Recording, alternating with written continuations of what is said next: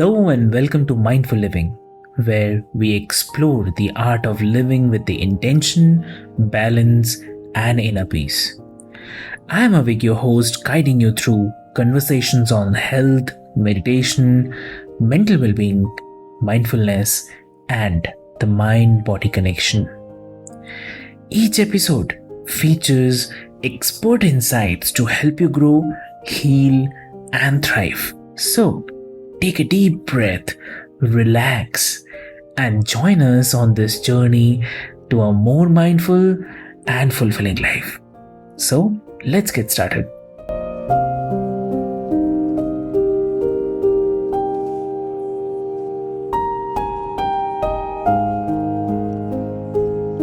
Hello and welcome, listeners, to the Mindful Living podcast, where we explore ways to cultivate well being, resilience, and healing. I'm your host, Sana, and today we are honored to have Dr. Tonya Cunningham with us, a renowned grief doctor and coach who has helped countless individuals navigate the overwhelming emotions of grief, stress, anxiety, depression, and trauma recovery.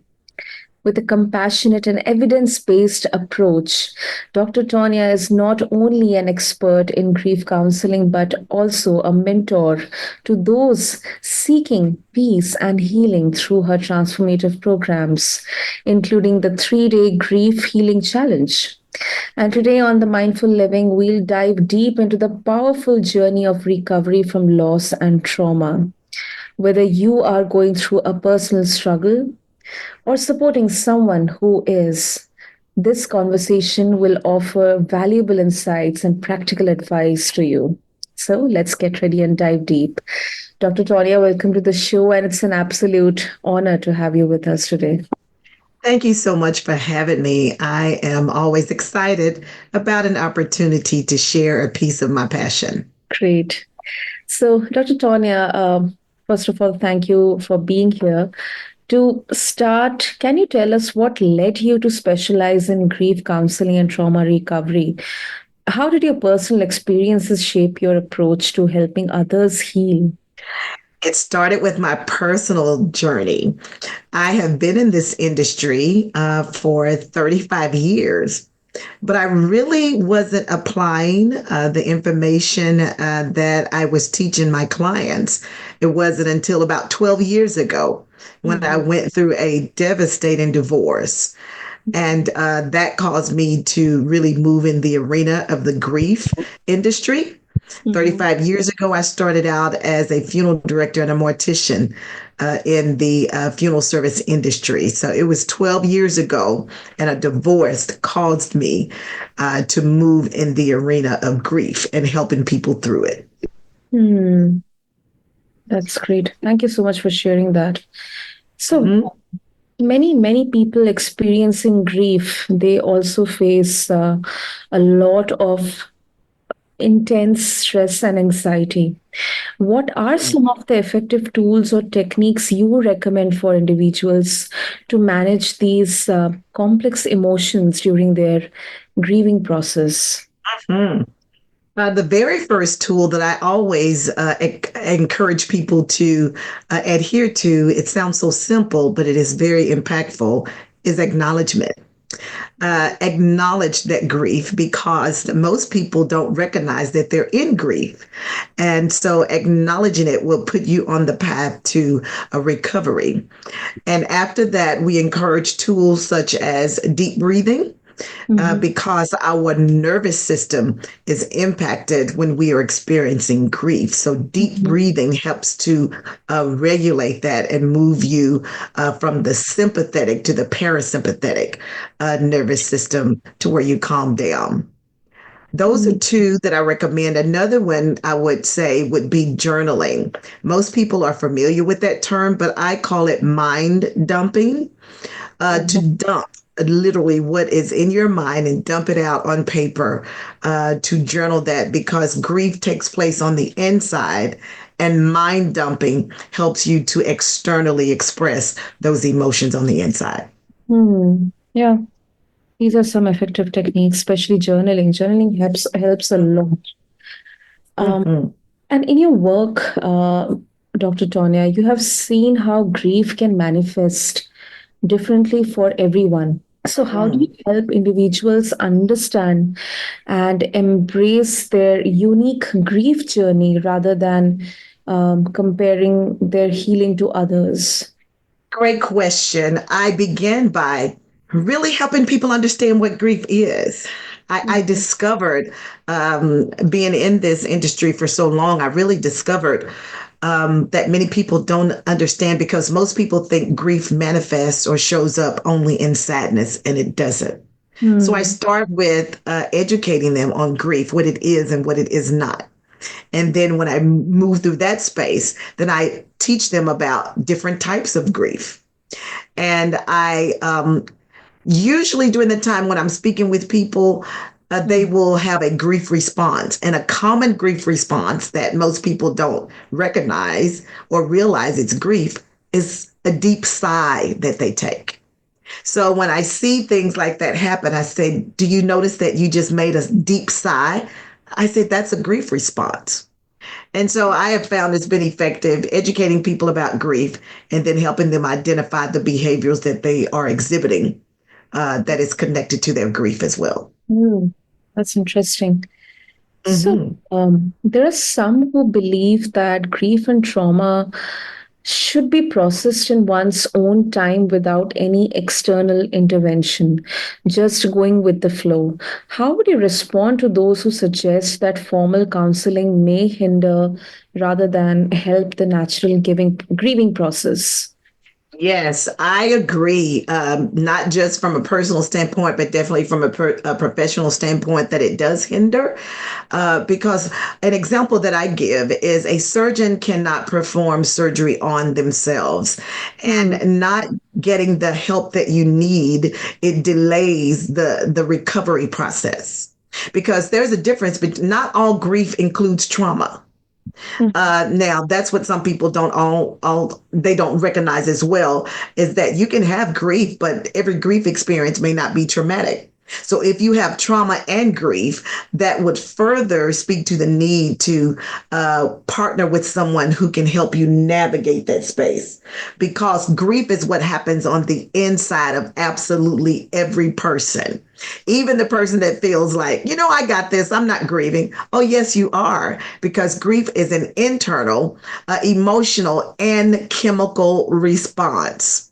So when I say chemical, I'm referring to hormones such as cortisol, norepinephrine, adrenaline. All of these are considered to be the quote unquote stress hormones. And the moment we experience grief hits our brain and it causes these chemicals, these hormones to be released.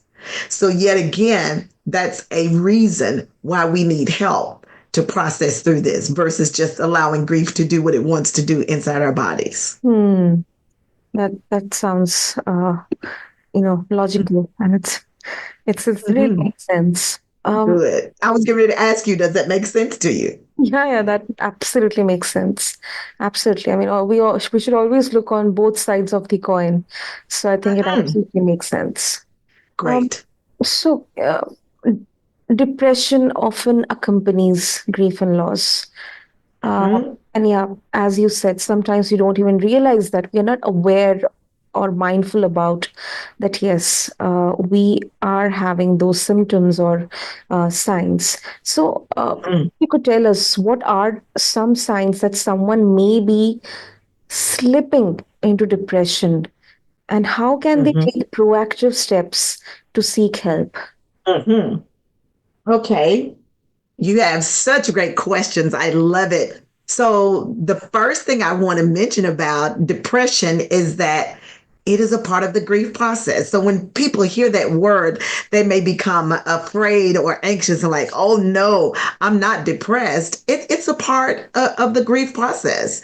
Dr. Elizabeth Kubler-Ross, she's one of the pioneers in the grief industry, and she's the one that developed the stages of grief, and denial, anger, bargaining, and depression is a part of that. So just recognizing if you are depressed, it is absolutely okay. Now, this depression that's associated with grief is not the same depression that a lot of people think about, which is clinical depression or major depressive disorder. Those are two different things. So that's the first acknowledgement. But some of the signs that may show up when you're dealing with depression and grief is being sleeping all the time. That is actually the number one sign and symptom of depression. It's not crying. A lot of people think, oh, excessive crying. No, sleeping a lot is the number one sign. Of course, crying, extensive sadness to where you can't seem to come out of that hole. That there would be an indication of depression, Mhm. and even anger. Yeah. Anger can show up as a form of depression. So those are a few of the common signs and symptoms. Yeah, I agree. Oh yes, and you asked what could you do to be Yes. proactive? Is Yes. to, here I go again. Is to acknowledge it. Once I explained it to the people, and I said, "Do you think there's a possibility you may be in depression?" They said, "Well, now that you've explained it that way, I guess it is, and I am sleeping a lot." So being proactive by acknowledging that and really embracing it because it's a part of the grief process. But Mhm. some people choose to get medication. I encourage people to be an advocate for yourself. If you believe that you need prescribed medication, because some people do, because of the chemical imbalance that's going on inside your brain and in your body, you may get some medication. It doesn't mean that you're going to be on it for a lifetime. Perhaps it's just to get through this situation and help you navigate it. If you don't want to get prescribed medication, I encourage you to get supplements. Some people can do that to help the process. Uh, Getting good rest, having a healthy diet of fruit and vegetables, exercise, moving the body is good for us when we're in grief. Now, the challenge with that is because we are depressed, well, I don't feel like moving. Exactly. So you don't have to go to the gym, but even just getting up out of the bed and walking around the house can help you release the happy hormones and reduce a bit of that depression. Hmm. Lovely. That's lovely. So coming to your 3-day grief healing challenge, it has helped so many people begin their healing journey. So, for our Mhm. listeners, if you can explain how this program works and the kinds of transformations or success stories you have seen people experience after participating. Yes, I actually just finished one and I'm about to start another one. And one of the success stories that I received from this 3-day challenge is a lady who had a son to die, and he died 6 years ago. Mm. And she said, by doing this challenge, I really realized that I have done extensive grief work and I'm not where I thought I was. And that's because of cultural biases and cultural influences. She thought she wasn't doing well, but when I had the challenge, she recognized that I'm doing better than I thought I was. Because most people think to feel better in grief means that you don't experience any pain. And that's not true. Pain is a part of the process. As you continue to heal and do the grief work, the pain will lessen to where one day you don't feel any pain. So you have to kind of work up to that. So that's a wonderful success story. I wanted to share about it. So it's a moment where we're going to be together for 3 days for about an hour and just providing some education and dismantling some beliefs that people have about grief. And I think it's been a good response. That sounds really, really positive and empowering, Dr. Tonya. Hmm. Hmm. Um, Awesome. Trauma often leaves deep emotional scars that take time to heal. So when we talk about the recovery process from any trauma, what are some key practices or strategies that you believe are essential in this process? Especially when the trauma is due to grief or any other life events. Mhm. I encourage people to continue to do what we call rewiring the brain. Mm-hmm. That's called neuroplasticity, Mm. because our brain doesn't forget anything. It remembers everything. And it's like a little recorder from the Mhm. time that we were born up until today. Our brain records the good, the bad, and the ugly, which is another reason why we should reach out to get help, because the brain also doesn't recognize tense. What do I mean? Past tense, present tense, nor future tense. It only recognizes now. So, Mhm. as you learn about grief and your brain continues to recover, you will be triggered. That means that something in the present, due to the trauma, reminds you of something that happened in the past, the trauma that you experienced. So, your brain will go back and grab that memory and make you think it's something that's happening now. So, neuroplasticity helps you to rewire that brain. Although you were triggered by the trauma, you remembered it, but you didn't go down the rabbit hole because you redirected your brain to think on something else. And Mm. that is a continual process. So, when you start, you will remember, but the goal is to not relive the trauma. And neuroplasticity helps you to do that. Hmm. Makes sense. And some may argue that the pain of grief is something we must endure, and there is no way to speed up the healing process. So, do you think programs like the 3 day grief healing challenge they can create unrealistic expectations about the time it takes to fully heal from loss? So yes, it is not in the 3 days. That's just giving the people a jump start Mm-hmm. on the healing process, or the recovery process, should I say? And during that time, I teach them. Here's the reality about grief. It never ends. And I always pause when I say that. And of course, some people are surprised, like, oh my God, am I going to be in pain like this forever? Absolutely not, if you participate in your recovery and allow yourself to feel the pain. Mm-hmm. So, grief, it never ends, but the pain of it does. So, I just shared with you guys and taught you that grief is an emotional response. So, you could think about your loved one 10 years after the death, and a tear may fall. It doesn't mean that you haven't processed it, it just means you still love them, because grief is the price that we pay to love. So grief again never ends, but the pain of it does. So teaching people about that process and to know that you're in grief forever. So, because David Kessler, he's one of the leading people in the industry as well. And he teaches the different, what he calls, I think, stages or phases. And actually, he was a mentee to Elizabeth Kubler-Ross, and he has written a different or an additional book talking about a sixth stage of grief. But he talks about acute grief is when the loss happens, when our loved one dies or we lose whatever it is we lose. Then we move into early grief. That's the first 2 years. And then beyond the first 2 years, you're in what we call mature grief. You're in mature grief. Doesn't mean that you're going to have pain, but grief again never ends. And something I also wanted to mention, I didn't share earlier, is that grief and mourning are not the same thing. Mourning is what takes place on the outside of us.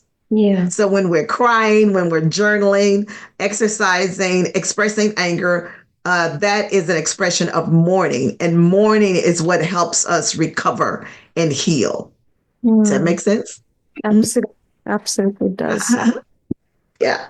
Lovely, lovely, Tonya. And before we um, wrap up, you work with individuals and groups as well.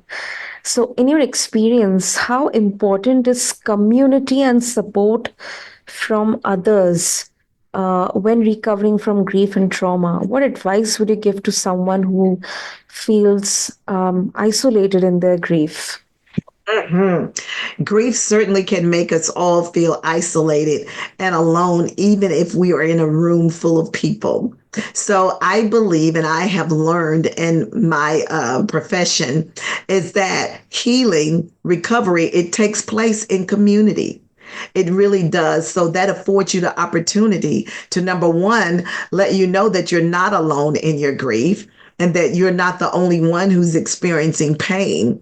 And it lets you know, again, that there is hope, because in a group, you learn that people are on a different or in a different space than you are, but they're still on the grief journey. Like, I've had extensive losses, so I'm on the journey too, but I may be just a little bit ahead of other people who has or who's experiencing a new loss. So I encourage people to find your community. Now, the community you find is important. I had one lady come to me years ago to one of my grief groups, and she had been to another group. And she came to the group, and after one night of being in the group with me, she said, "Man, this was so helpful." Because the other group I was in, it wasn't helpful. I stayed in a depressed state. And I asked her, "What kind of group were you in?" Because I'm always wanting to network and share. And she said, "The name of the group is DA." I'm like, "Wow, haven't heard of that. Can you tell me what that means?" She was in a group called Depressions Anonymous. And I'm like, "Ma'am, you've got to run and get out of that group." That's why she stayed depressed. She was in a group where people were continually in a sad state. So I believe you do need community, but you definitely need the community that's going to feed you and not cause you to stay stuck in your grief. Yes, yes. That is a very important takeaway. And what role, as you mentioned about journaling and first of all becoming aware about Yes. and accepting, acknowledging that yes, we are suffering from grief and let's process this. What role does mindfulness and being present play in your approach to grief counseling? How can individuals incorporate mindfulness into their healing process? Yes, because the mind and the brain they're not the same thing, but they work intricately together. The mind tells the brain what to do, and the brain tells the body what to do. So when we're being mindful, it simply means to be present in this moment.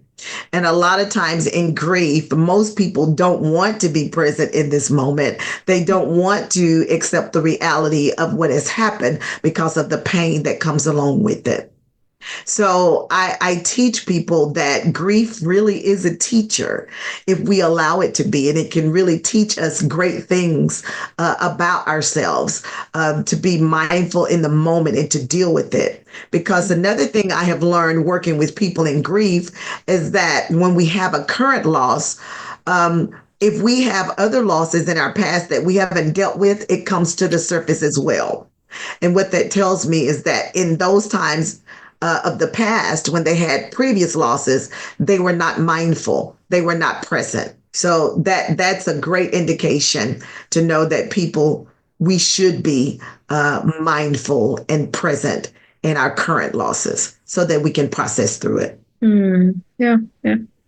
Great. So, Dr. Tonya, if our listeners want to connect with you and explore your work, your wisdom, and your 3-day grief challenge healing program, how they can do that? Yes, they can definitely go to griefhealingchallenge.com, and they can register there, and it'll definitely give you the opportunity. We'll let you know the next date that it's going to happen very, very soon. The holidays are coming up. Yeah. You can follow me on social media because I give free content there as well. I'm on Instagram and Facebook and TikTok, and as Dr. Tonya Cunningham. And you can also visit my website is drtonyacunningham.com, and you can find out more information about me and what I do in that space. Great. We'll have all the details mentioned in the show notes. And thank you so much, Dr. Tonya, for sharing your invaluable insights on grief, stress, anxiety, depression, and trauma recovery. And, I can see that your compassionate approach and evidence-based methods, they offer hope to those facing the pain of loss. So thank you so much for coming on the show. Thank you so much for having me. And listeners, If you or someone you know is struggling with grief or trauma, we encourage you to explore Dr. Tonya's 3-day grief healing challenge and other resources, content she's offering to support your healing journey. And you can refer the show notes along with this episode on your favorite podcast platform. And I would like to add that you don't have to go through this alone. And thank you to everyone for tuning into this episode of the Mindful Living podcast. And until next time, be kind to yourself and take things one step at a time. This is your host, Sana, signing off.